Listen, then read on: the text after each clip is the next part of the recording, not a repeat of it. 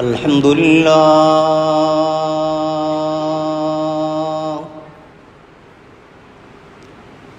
الحمد لله نحمده ونستعينه ونستغفره ونؤمن به ونتوكل عليه ونعوذ بالله من شرور أنفسنا ومن سيئات أعمالنا من يهده الله فلا مضل له ومن يضلل فلا هادي له وأشهد أن لا إله إلا الله وحده لا شريك له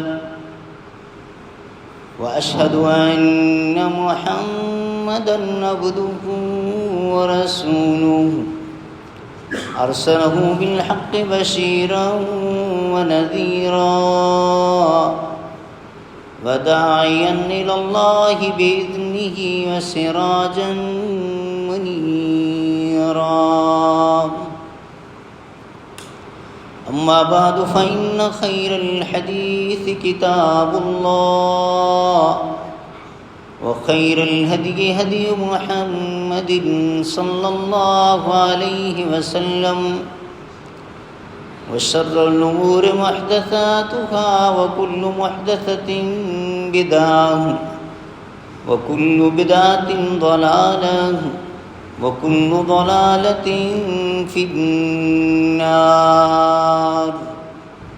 من يطع الله ورسوله فقد رشد واهتدى ومن يعص الله ورسوله فقد ضل وغوى اللهم صل على محمد وعلى آل محمد كما صليت على إبراهيم وعلى آل إبراهيم إنك حميد مجيد اللهم بارك على محمد وعلى آل محمد كما باركت على إبراهيم وعلى آل إبراهيم إنك حميد مجيد أعوذ بالله السميع العليم من الشيطان الرجيم بسم الله الرحمن الرحيم يا أيها الذين آمنوا لا تخونوا الله والرسول وتخونوا أماناتكم وأنتم تعلمون واعلموا أنما أموالكم وأولادكم فتنة وأن الله عنده أجر عظيم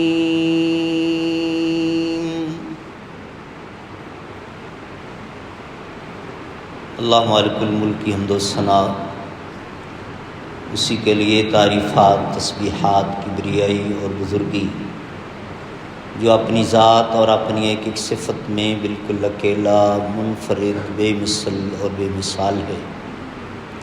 اللہ کی طرف سے، اللہ کے فرشتوں کی طرف سے اور ہم سب مسلمانوں کی طرف سے صلاۃ و سلام خاتم الانبیاء حضرت محمد مصطفیٰ صلی اللہ علیہ وسلم کی ذات اقدس پر، جو اللہ کے آخری نبی اور رسول بن کر مبعوث ہوئے، اپنے مالک کا پسندیدہ دین اسلام اور آخری سچا آسمانی صحیفہ قرآن پاک ہم تلک منون پہنچا کر اس دنیا سے رخصت ہو گئے۔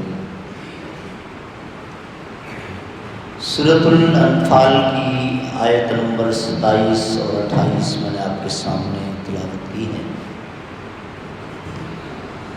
ان کے حوالے سے اس خطبہ جمعہ میں مختصر گفتگو ہوئی تھی، وہ بھی میں بہت زیادہ مشکور ہوں مرکزی جمعیت اہل حدیث ضلع ملتان کے امیر علامہ عبدالرحیم گجر صاحب کا جن کے حکم پر میری حاضری ہوئی، اور پھر یہاں آ کر آپ کے ہر دل عزیز خطیب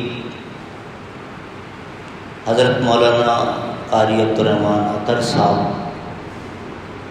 کی بڑی شفقتیں محبتیں میرے ساتھ ہیں 2 دن سے۔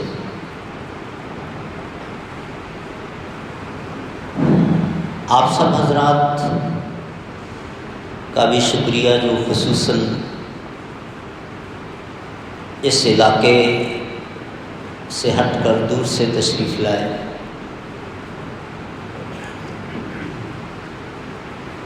پیارے نبی حضرت محمد مصطفیٰ صلی اللہ علیہ وسلم کے ایک جلیل القدر صحابی تھے، حضرت عبداللہ ابن مسعود رضی اللہ تعالی عنہ۔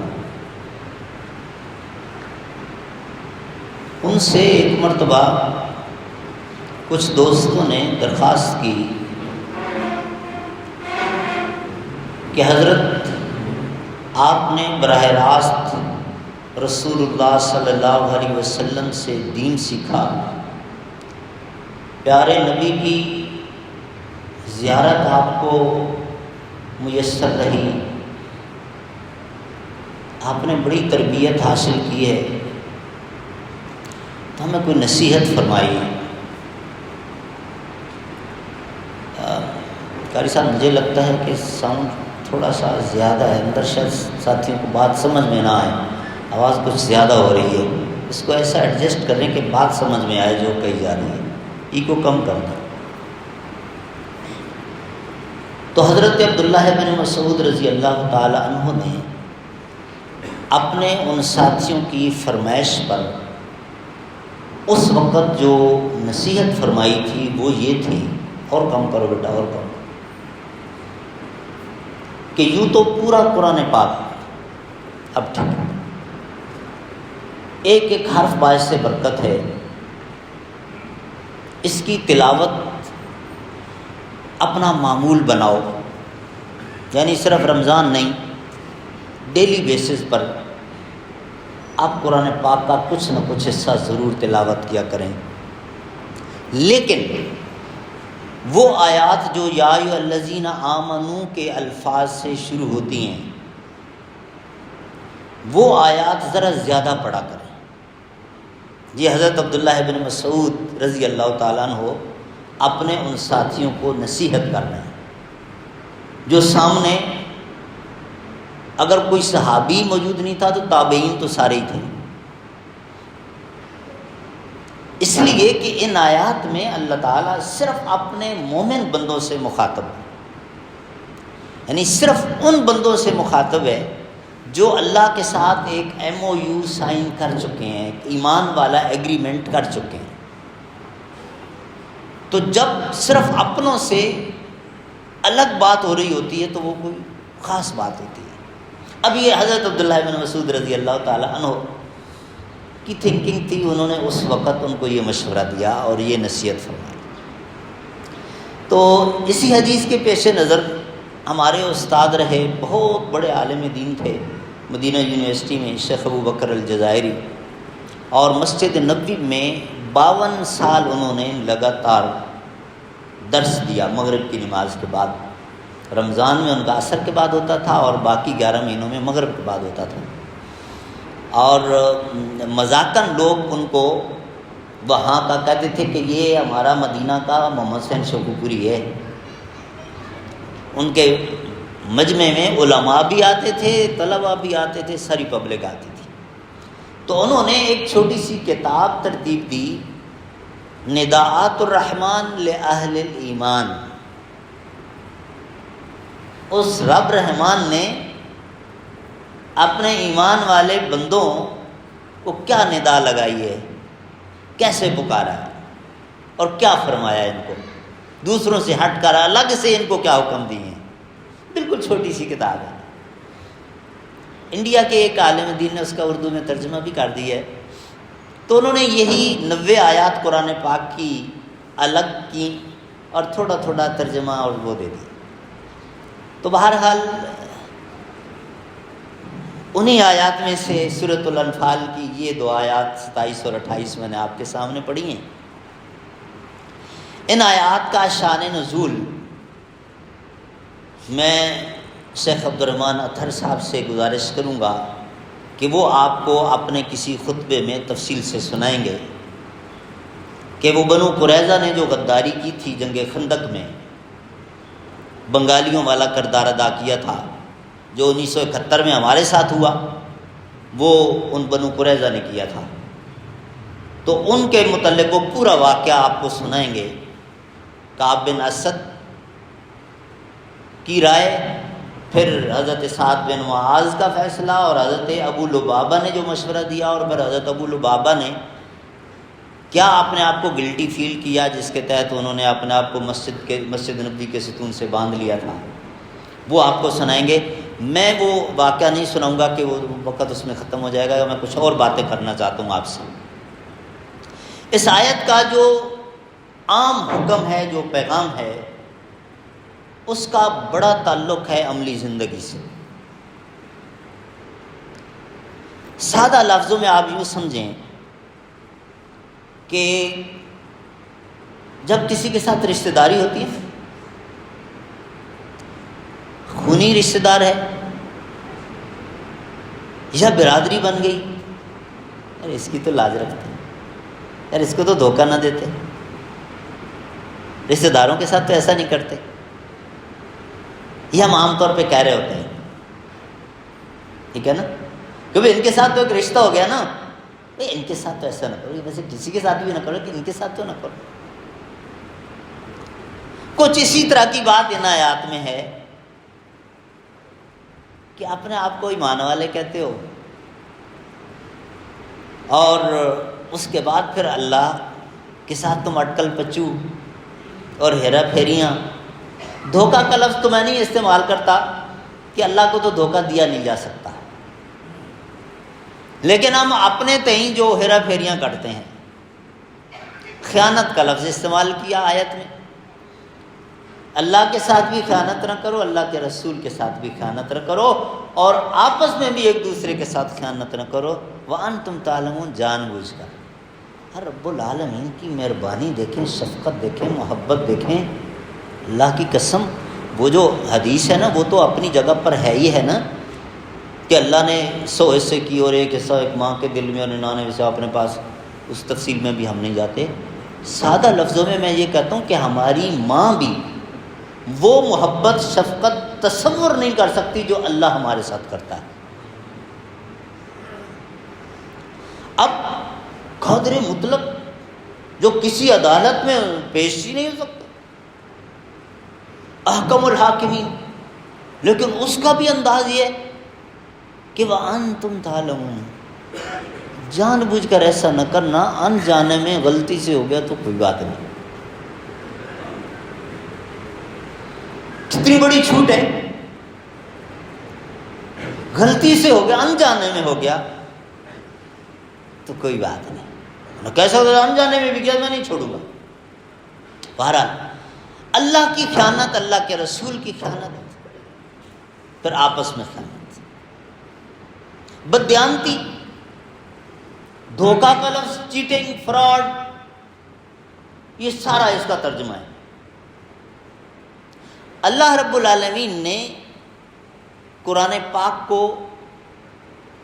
اپنی اسی مقدس کتاب میں امانت کہا ہے، تو آپ یہ بھی کہہ سکتے ہیں کہ اللہ تعالیٰ حکم دے رہا ہے کہ قرآن کے ساتھ خیانت نہ کرنا۔ اب وہ قرآن کے ساتھ خیانت کے ہے، قرآن کے احکام کے ساتھ، قرآن کے آداب میں ڈنڈی نہ مارنا۔ مجموعی طور پر اللہ رب العالمین کے ساتھ خیانت،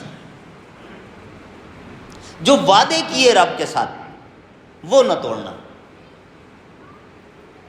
میں نے MOU کا لفظ استعمال کیا، جو پڑھے لکھے لوگ بیٹھے ہیں، کاروباری لوگ بیٹھے ہیں، وہ یہ استعمال کرتے ہیں اس لیے، میمورینڈم آف انڈرسٹینڈنگ، کہ دو پارٹیاں آپس میں جب ایگریمنٹ کرتی ہیں تو وہ سائن کرتی ہیں۔ تو ہم نے جو عالم ارواح میں سگنیچر کیے تھے، یہ بات اس طرف جا رہی ہے۔ اللہ کے ساتھ خیانت میں بہت ساری چیزیں آتی ہیں، پوری زندگی بھی آ جاتی ہے، جسم کا ایک ایک عضو بھی آ جاتا ہے، ایک ایک آپ کی حرکت بھی آ جاتی ہے۔ جہاں ہم اللہ تعالیٰ کے قانون کو وائلیٹ کرنے لگتے ہیں، ڈی ٹریک ہوئی ہے، جو ہی اپنا اصل ٹریک چھوڑا، یہ خیانت ہونا شروع ہو گئی ہے۔ رسول کریم صلی اللہ علیہ وسلم کے ساتھ خیانت بالکل اسی طرح۔ رسول کے جتنے آداب ہیں، پیارے نبی کے جتنے فرامین ہیں، کسی ایک کی خلاف ورزی، یہ ڈی ٹریک بھی ہونا ہے، اصل راستہ یعنی چھوڑ دیا، اور خیانت بھی ہے۔ ویسے دیکھیں، ہمارا سی ایم بھی بڑا ہے، گورنر بھی بڑا ہے، پی ایم بھی بڑا ہے، پریزیڈنٹ بھی بڑا ہے، ٹھیک ہے، لیکن ہم ہر رکعت میں کہتے ہیں اللہ اکبر، اللہ تعالیٰ سب سے بڑا ہے۔ اچھا، پاکستانیوں کے لیے تو یہ سمجھنا اور زیادہ آسان ہو گیا کہ اپنے وزیر اعلیٰ، گورنر، وزیر اعظم اور صدر پاکستان کی آپ کے دل میں کیا عزت ہے سب کو پتہ ہے۔ آپ ان کو کتنا بڑا سمجھتے ہیں وہ بولنے کی ضرورت ہی نہیں ہے، نہ ممبر اس لیے ہے۔ لیکن بہرحال ایک سٹیٹس ہے نا، عدالت میں آپ جاتے ہیں چیف جسٹس، اب وہ ہمارے ججوں نے بھی اپنی ساکھ خراب کر لی ہوئی ہے، لیکن بہرحال بڑے تو ہیں۔ اللہ کو جب ہم کہتے ہیں کہ اللہ سب سے بڑا ہے، تو اللہ صرف عظمت میں، شان میں اور ذات میں سب سے بڑا ہے؟ اللہ اپنے حکم میں بھی تو سب سے بڑا ہے نا۔ اللہ کا حکم بھی ان سب کے احکام، ان سب کے رولز اینڈ ریگولیشنز، ان سب کی انسٹرکشنز، ان سب کے آفس آرڈرز، ان سب کے سرکولیشن سے اوپر ہے۔ لا طاعۃ لمخلوق فی معصیۃ الخالق۔ اور ابھی پچھلے دنوں جو پروگرام تھا اس میں نے ایک واقعہ سنایا تھا، عمر فاروق جیسا بندہ جن کا عام طور پہ امپریشن یہ دیا جاتا ہے کہ بڑے جلالی طبیعت کے آدمی تھے، لیکن آپ ان کی سیرت پڑھیں تو سیرت نگار کہتے ہیں کانا وقافن علی حدود اللہ، غصے کی حالت میں اگر اتنے جلال میں بھی ہیں کہ جیسے بالکل بندہ پھٹنے کو ہوتا ہے، این اس وقت بھی اگر حضرت عمر فاروق کے سامنے اللہ رب العالمین کے کلام میں سے کوئی آیت پڑھ دی جاتی یا نبی کا کوئی فرمان سنا دیا جاتا، اس بندے کی گردن جھک جاتی تھی، اس کا سارا غصہ کافور ہو جاتا۔ کان وقافا علی حدود اللہ۔ حج تمتع والا واقعہ مشہور ہے، ان کے اپنے بیٹے حضرت عبداللہ ابن عمر نے میقات پر احرام باندھتے ہوئے لبیک اللہم بحج تمتع جب کہا تھا، اور شکایت پہنچ گئی، حضرت عبداللہ ابن عمر کو کہا گیا کہ آپ صرف رعایا نہیں ہیں، آپ تو حضرت عمر فاروق خلیفہ کے بیٹے بھی ہیں۔ انہوں نے منع کیا کہ حج تمتع نہیں کرنا ہے، حج قران یا حج افراد کرنا ہے، آپ خلاف ورزی کر رہے ہیں۔ تو حضرت عبداللہ ابن عمر نے گولڈن ورڈز کہے تھے، ان الشریعت نزلت علی محمد ولم تنزل علی ابی، شریعت میرے باپ عمر پہ نازل نہیں ہوئی، محمد الرسول اللہ پہ نازل ہوئی ہے۔ جن پر شریعت نازل ہوئی ہے انہوں نے تو حج تمتع سے منع نہیں کیا، میرا باپ کون ہوتا ہے منع کرنے والا؟ خلیفۃ الرسول ہے، اور یہ 1.5 انچ پاکستان کا حکمران نہیں ہے، پوری مسلم ورلڈ کا حکمران تھا، اور رسول اللہ کا سسر بھی تھا، اس کو اس کا بیٹا کہہ رہا ہے۔ اور جب حضرت عمر فاروق کے پاس شکایت پہنچی، وہاں بھی ذرا دیکھیں، تواضع دیکھیں، انکساری دیکھیں، عاجزی دیکھیں، اور جو بات میں آپ سے کہہ رہا تھا کہ کانا وقافا علی حدود اللہ، نہیں کہا ادھر آپ مرغا بن جا۔ حضرت عمر فاروق نے سر سجدے میں رکھ دیا، اللہ تیرا شکر ہے، تو نے مجھے ایسا بیٹا دیا ہے جو تیرے قانون اور تیری شریعت کے معاملے میں مجھے روکنے اور ٹوکنے کی جرت رکھتا ہے۔ تو میرے بھائیوں، یہ دین، یہ علم، یہ شریعت، یہ قانون اللہ کی طرف سے، اللہ کے رسول کی طرف سے ہمارے پاس امانت ہے۔ جب ہم اس کی خلاف ورزی کرتے ہیں، خیانت کرتے ہیں، اور پھر اللہ تعالیٰ کی نعمتوں کا جو مس یوز ہوتا ہے وہ بھی خیانت ہے۔ کل بہاؤدین زکریا یونیورسٹی میں گجر صاحب تھے، وہ بات چل نکلی تھی تو میں نے اس سے کہا، تو شکریہ کی تعریف میں نے بتائی، وہ آپ کو بھی بتا دیتا ہوں۔ یہ زبانی اللہ تیرا شکر، اللہ تیرا شکر تو نے مجھے یہ دیا، اللہ تیرا شکر تو نے مجھے، یہ گفتار کے غازی نہیں چلتے، کردار۔ دنیا دار لوگ کہتے ہیں action specs louder than words, عمل سے بتاؤ کہ آپ کیا ہو۔ آپ تفصیل میں نہیں جاتے، اللہ کی جس نعمت کا شکریہ ادا کرنا چاہتے ہیں، اگر آپ اس کو اس طرح نہیں استعمال کرتے جس طرح اللہ نے اجازت دی ہے، آپ لاکھ تسبیح پڑھتے رہیں شکریہ کی، اللہ تیرا شکر، اللہ تیرا شکر، اللہ تیرا شکر، یہ شکر گزاری نہیں ہے۔ جب اللہ کی ایک ایک نعمت کو اس طرح استعمال کریں گے جس طرح رب چاہتا ہے، تو یہ اصل شکر گزاری ہے۔ پھر زبان سے آپ نے ایک مرتبہ کہا، ایک مرتبہ بھی نہ کہیں، رب تو ایسا مہربان ہے، ایک مرتبہ بھی نہ کہیں، یہ دل کو جانتا ہے نا۔ جب آپ نے اللہ کی اس نعمت کو اس طرح استعمال کیا تو یہ شکر گزاری کی، آپ نے اللہ کا شکر بجا لایا ہے، اور اس کے بینیفٹس یہاں الگ وہاں الگ۔ ایک ایک نعمت، آنکھ نعمت ہے، کان نعمت ہے، زبان نعمت ہے، ہاتھ اور پاؤں نعمت ہے۔ رمضان شریف میں آپ نے علماء کرام سے بڑے دروس سنے ہوں گے، لعلکم تتقون پر بھی بڑے درس سنے ہوں گے کہ یہ 29 یا 30 دن ہمیں الحمدللہ 30 دن مل گئے۔ یہ ریکروٹنگ پیریڈ تھا، ایک تربیت کے لیے یہ مہینہ آتا ہے۔ تقوی کے 3 مراحل ہیں، لیکن آخری مرحلہ بس صرف وہ آپ کو بتاؤں گا کہ ہر نیکی اس کے ساتھ اپنے دل میں محبت پیدا کر کے بجا لانے کی کوشش، کہ کوئی بھی نیکی مجھ سے مس نہ ہو، چھوٹے نہیں، جس کا موقع مل رہا ہو اویل کریں، چھوٹی نیکی سمجھ کے چھوڑے نہیں، اور اس نیکی کے ساتھ محبت بھی ہو، عقیدت بھی ہو، احترام بھی ہو۔ جیسے ہم دیکھیں نا، نماز پڑھتے ہیں تو نمازی لوگ پھر مسجد کا بھی احترام کرتے ہیں، پھر امام صاحب کے ساتھ محبت کرنے لگتے ہیں، یہ پوری ایک چین بن جاتی ہے۔ بالکل اسی طرح وہاں بھی ایک ایک نیکی اور اس کے راستے میں جتنی چیزیں آئیں گی سب کے ساتھ محبت۔ اور دوسری طرف گناہ، ہر گناہ نفرت کرتے ہوئے چھوڑنا، صرف چھوڑ دینا کافی نہیں ہے، گناہوں سے اپنے دل میں نفرت پیدا کرنا، یہ اصل۔ وَمَن يُعَظِّمْ شَعَائِرَ اللَّهِ فَإِنَّهَا مِن تَقْوَى الْقُلُوبِ سورۃ الحج میں جو اللہ تعالیٰ نے ارشاد فرمایا۔ اور گناہوں سے نفرت اس لیے بھی ضروری ہے کہ بعض اوقات بندہ ایک گناہ صرف اس لیے چھوڑ رہا ہوتا ہے، والدین کو پتہ چل جائے گا، رشتہ داروں کو خبر ہو جائے گی، لوگ دیکھ لیں گے، پولیس پکڑ لے گی، جرمانہ ہو جائے گا۔ لیکن جب دیکھا کہ کوئی پوچھنے والا، کوئی دیکھنے والا، کوئی ڈانٹ ڈپٹ، کوئی جرمانہ، پھر ہم تو اتنے کمزور ہیں کہ خود گناہ کے پیچھے جاتے ہیں۔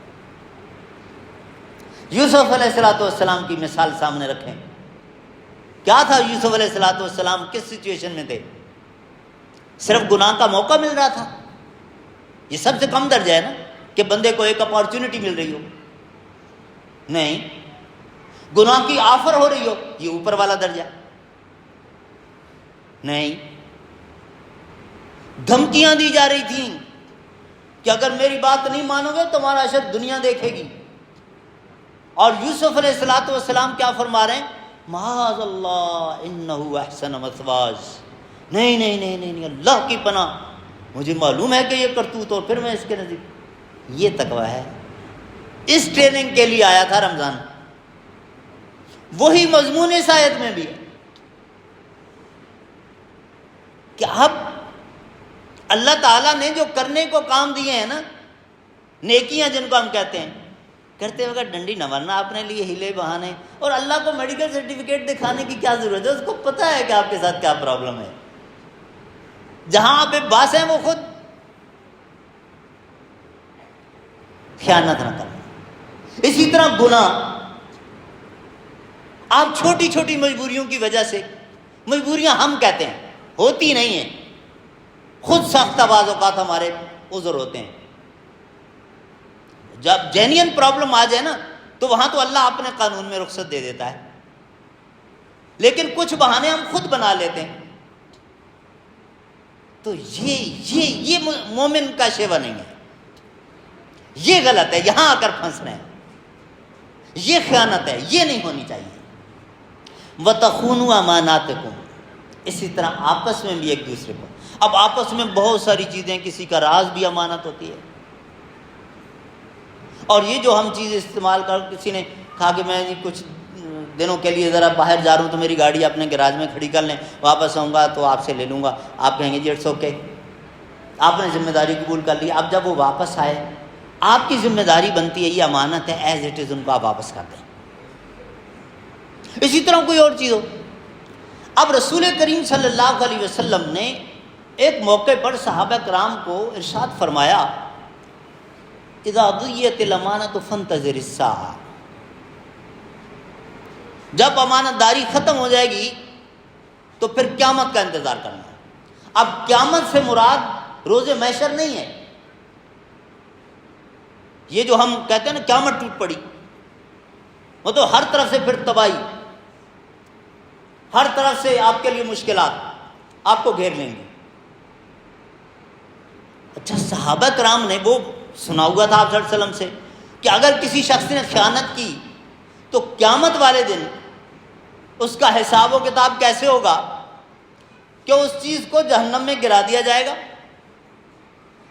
اور اوپر سے جب اس کو پھینکا جائے گا تو جہنم کے باٹم تک پہنچنے میں اس کو 70 سال لگیں گے.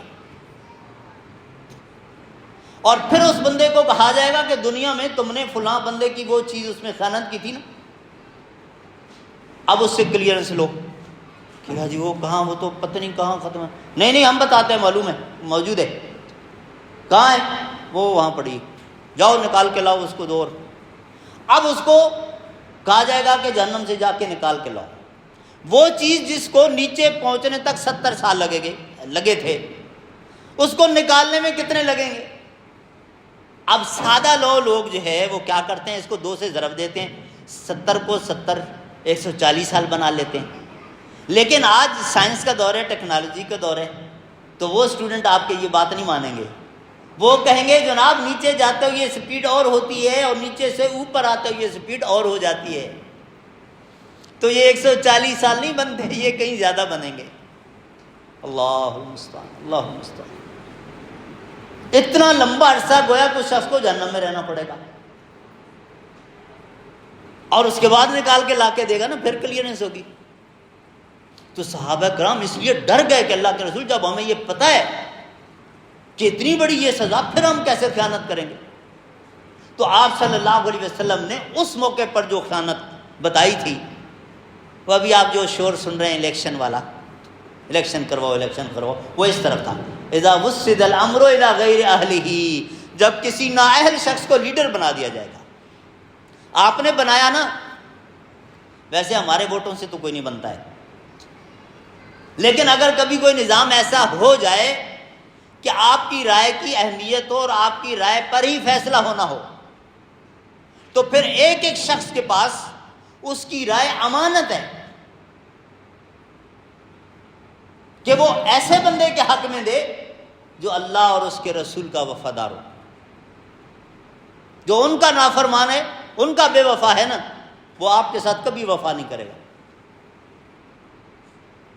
تو پیارے نبی صلی اللہ علیہ وسلم نے یعنی اس رائے کو بھی امانت قرار دیا.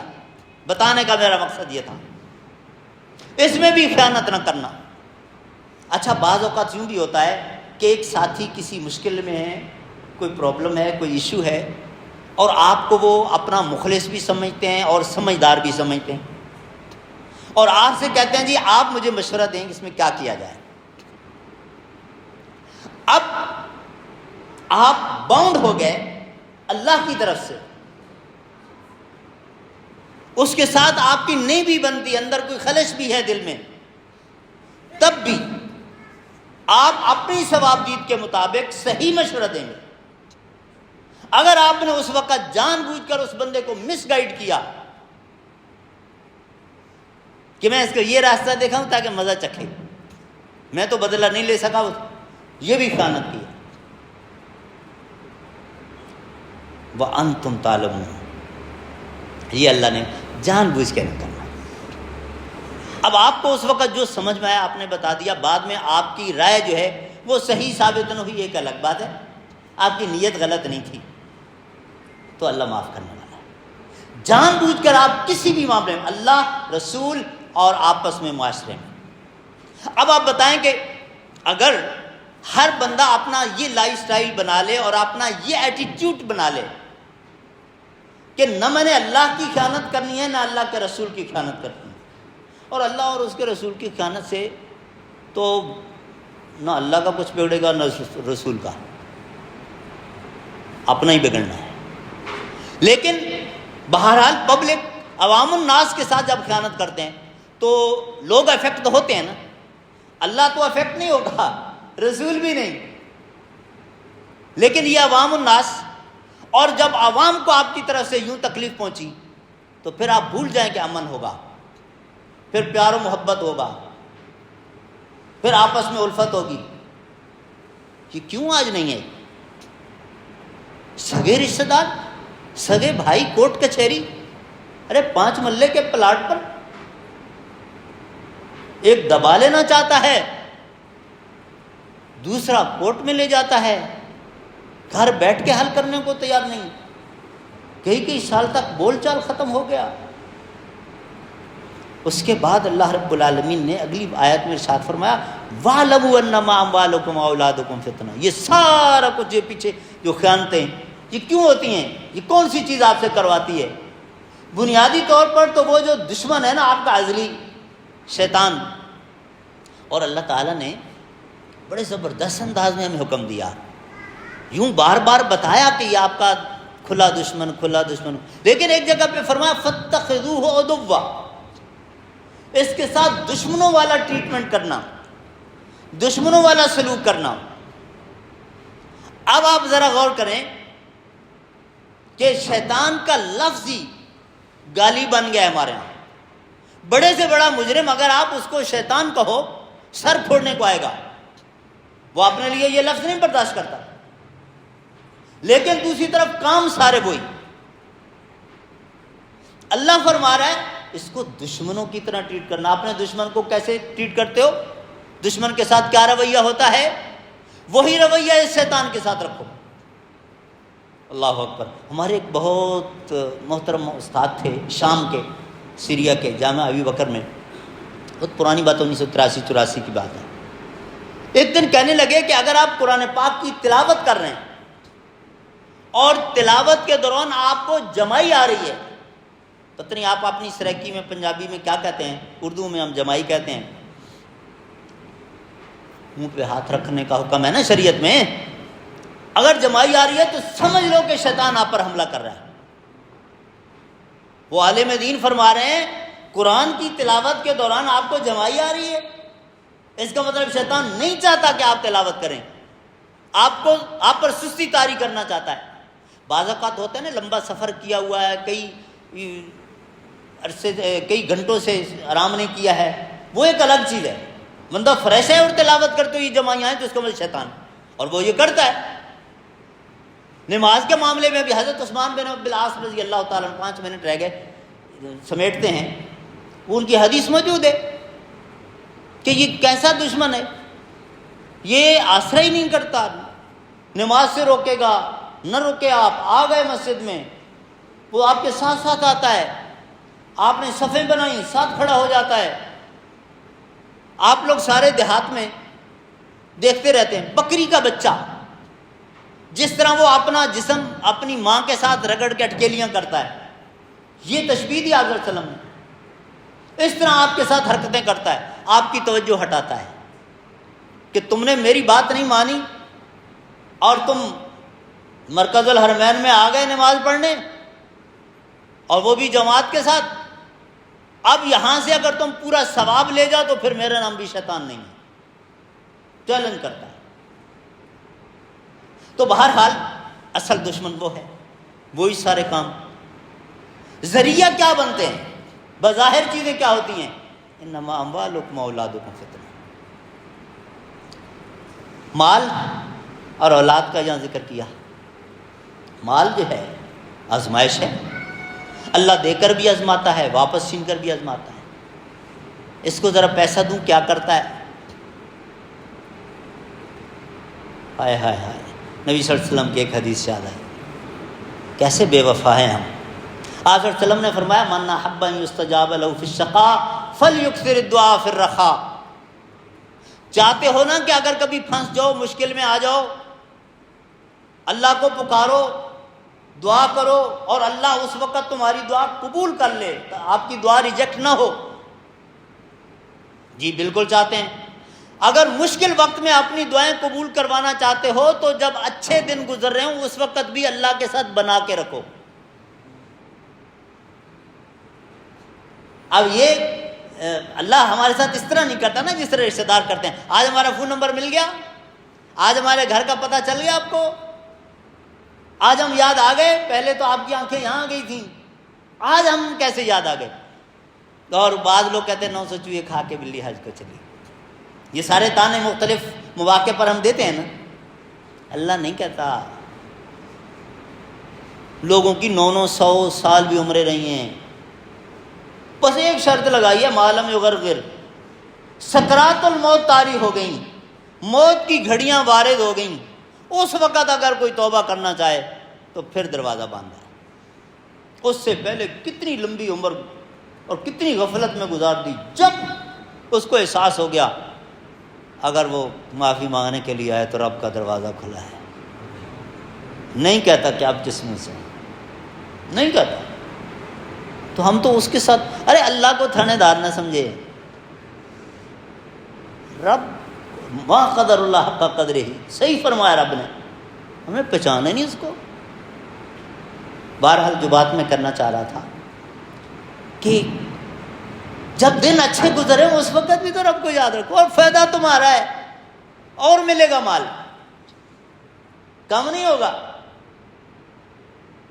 اچھا پھر اس مال کو ایسے کاموں میں خرچ کرنا جو براہ راست اللہ کے حکم کے خلاف ہے، یا اس کی وجہ سے گناہ کا راستہ کھلتا ہو آپ کے اپنے لیے، آپ کے اولاد کے لیے، آپ کی برادری کے لیے، یہ آپ کے لیے فتنہ بن گیا، فتنہ بن گیا جس نے آپ کو اللہ کے قانون سے ہٹا دیا۔ مال جس کے پاس ہے اللہ کی امانت ہے، کبھی نہ سمجھے کہ میرے زور بازو کی کمائی ہے، میں نے بزنس ایڈمنسٹریشن میں پی ایچ ڈی کیا ہوا ہے، میرا اتنا لمبا ایکسپیرینس، آباء اجداد سے میں یہ کام کرتا ہوں، مجھے ایک ایک رگ اس کی پتہ ہے۔ نہیں نہیں نہیں نہیں نہیں، وہ احکم الحاکمین، اس نے مہربانی کر دی، میرے بس میں کچھ نہیں تھا۔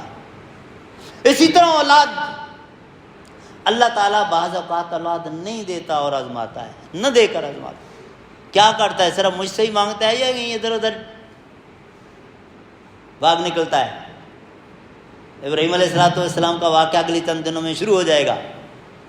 86 سال کی عمر تک اللہ نے اولاد نہیں دی تھی، لیکن کہیں اور گئے تھے، یہ صرف اللہ سے مانگتے رہے، صرف اللہ سے مانگتے رہے۔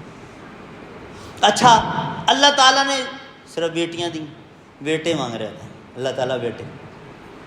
اچھا اب شاید لوگوں کا ذہن تبدیل ہو گیا ہے، اب ذرا تجربات ہو گئے ہیں نا، آپ دیکھتے ہیں کہ بیٹیاں دوسرے گھر جا کے بھی ماں باپ کی خدمت کر رہی ہوتی ہیں، اور بیٹا تو ادھر شادی کی اور ادھر اب اس کی بیوی بھی وہی ہے، ماں بھی وہی ہے، بہن بھی وہی ہے، سب کچھ وہی ہے، اس کے سارے رشتے پھر وہی۔ تو اللہ معاف کرے، بہت سارے اچھے بچے بھی ہیں، لیکن کچھ ایسی مثالیں بھی ہیں تو کئی لوگوں سے اللہ کی قسم کھا کے کہتا ہوں، خود مجھے کہہ رہے ہیں ڈاکٹر صاحب اس سے بہتر تھا اللہ مجھے نہ دیتا بیٹا جس نے مجھے یہ. تو بہرحال بیٹیاں ہیں بیٹا مانگتا ہے، صرف بیٹے ہیں بیٹی مانگ رہا ہوتا ہے، اور زندگی میں اولاد ایک ایک کر کے فوت ہو رہی ہے. یہ بھی آزمائش ہے. تو پیارے نبی صلی اللہ علیہ وسلم کو سامنے رکھے نا، صرف ایک حضرت فاطمہ ہی بچی تھی نا، باقی ساری اولاد آپ کی زندگی میں. اور آپ فرما رہے ہیں رضینا بقضاء اللہ، میں اللہ کے فیصلے پر مکمل طور پہ راضی ہوں، اللہ نے جو کیا بالکل ٹھیک کیا. یہ میرا جو بیٹا ابراہیم فوت ہوا 2 سال کی عمر، گود میں رسول اللہ کی. صحابہ کرام نے آپ کی آنکھوں میں آنسو دیکھے تو اس وقت پوچھا تھا، تو آپ صلی اللہ علیہ وسلم نے فرمایا اللہ کا فیصلہ بالکل درست ہے، مجھے دل سے قبول ہے. یہ بیٹا اب مزید میرے پاس نہیں رہنا چاہیے تھا، اسی لیے اللہ نے فوت کیا، کیونکہ اللہ غلط نہیں کرتا ہے. ٹھیک ہوا، لیکن میری آنکھوں سے آنسو کیوں آئے؟ یہ اللہ نے خود ہی ماں باپ کے دل میں شفقت پدری رکھی ہے، بس اس کی وجہ سے آنسو آئے، ورنہ فیصلہ درست ہے اور دل سے قبول بھی ہے. یہ ہے مومنانہ زندگی. ان نعمتوں کو، یہ اللہ کی ہیں، ہماری نہیں ہے، وقتی طور پہ اللہ نے ہمارے ہینڈ اوور کی ہوئی ہیں. کبھی ہم اس کو اپنی پراپرٹی نہ سمجھیں. یہ جو ہاتھ پاؤں آنکھ کان یہ سب زبان ہم سمجھتے ہیں نا شتر پہ مہار ہو کر جو ہم لائف گزار رہے ہیں، یہ اللہ نے یہ 60-65 سال ہماری ایوریج چل رہی ہے نا عمر کی، بس یہ ختم ہونے کی دیر ہے. عدالت میں جب پیش ہوں گے اللہ تعالیٰ سے دعا کریں اللہ حساب نہ لے.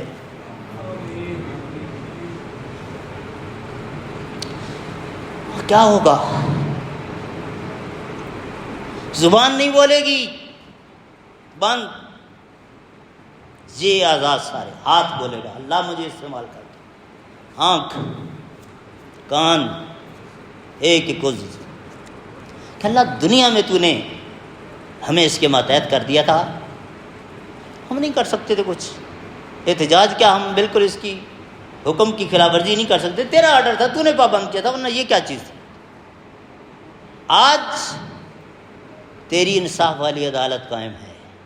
ہمارا شکوہ ہے اس شخص نے مجھے استعمال کر کے تیرا فلاں قانون توڑا تھا. اس وقت کیا بنے گا؟ بہرحال آخری بات، ٹائم ختم ہو گیا. اللہ رب العالمین ہمیں ان لوگوں میں سے بنائے. حضرت عمر فاروق جب زخمی ہوئے اور نظر آ گیا کہ بس سب کھیل ختم دنیا کا، بیٹے حضرت عبداللہ نے سر گود میں لیا ہوا تھا، تو کہتے ہیں بیٹا میرا سر زمین پر رکھ دو. اب وہ احتراماً نہیں رکھ رہے تھے، آپ زخمی ہے کیسے نیچے رکھے، لیکن آرڈر کیا بیٹا میں کروں، میرا سر زمین پر رکھ دیا. اور پھر مٹی میں سر رکھا ہوا ہے، منہ، الفاظ دیکھو گا عمر تیرا کیا بنے گا اگر اللہ نے تجھے معاف نہ کیا تو؟ تیرا کیا بنے گا اگر تجھے اللہ نے معاف نہ کیا تو؟ اِلَّمْ يَغْفِرْ لَكَ رَبُّكَ. حضرت علی بشارتیں دے رہے ہیں، تسلیاں دے رہے ہیں. میں نے رسول اللہ کی زبان سے سنا تھا، آپ کا نام لے کر آپ کو جنت کی بشارت دی تھی، آپ کیوں گھبرا رہے ہیں؟ تو حضرت عمر فاروق نے کہا مجھے دھوکہ دینے کی کوشش نہ کرو، رسول اللہ کی بات پہ مجھے یقین ہے، آپ نے جنت کی بشارت تو دی تھی، لیکن آپ نے یہ تو نہیں کہا تھا کہ بغیر حساب و کتاب کے جنت میں چلا جائے گا. اتنی بڑی ہستی تو ہمارے پلے کیا ہے؟ اللہ رب العالمین ہم سب کو ان عظیم لوگوں کے نقش قدم پر چلنے کی توفیق عطا فرمائے. اور اللہ نے یہ جو ہمیں نعمتیں دی ہیں وہ مال کی صورت میں ہوں، اولاد کی صورت میں ہوں، صلاحیتوں کی صورت میں ہوں، شریعت کی صورت میں ہوں، علم کی صورت میں ہوں، دینی مدارس ہوں، علماء ہوں، ان کی ایک ایک کی قدر کرنے کی توفیق عطا فرمائے. سبحان ربک رب العزت عما یصفون والسلام علی المرسلین الحمدللہ رب العالمین.